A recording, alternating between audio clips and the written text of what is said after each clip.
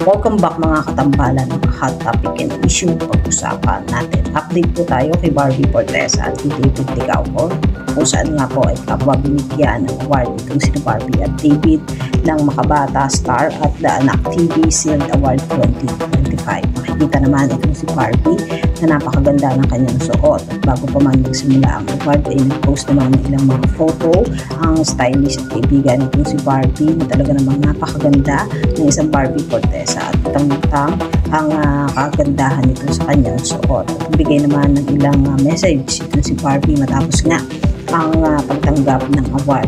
At si David Licauco naman po ay nagbigay din ng mensahe ng pasasalamat matapos nga rin ang pagtanggap ng award nito. At makikita din itong si David na napakagwapo sa kanyang suot na suit at makikita rin na katabi nitong si David, sina Don Pangilinan.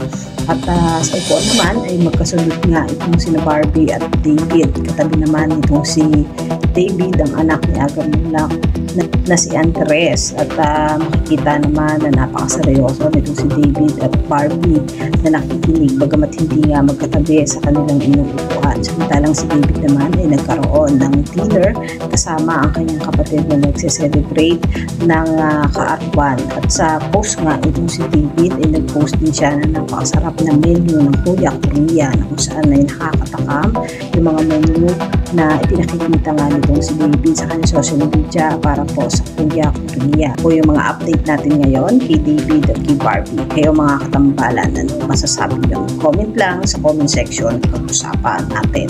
Yan ang mga hot topic and issue dito lamang sa Tambalang JK.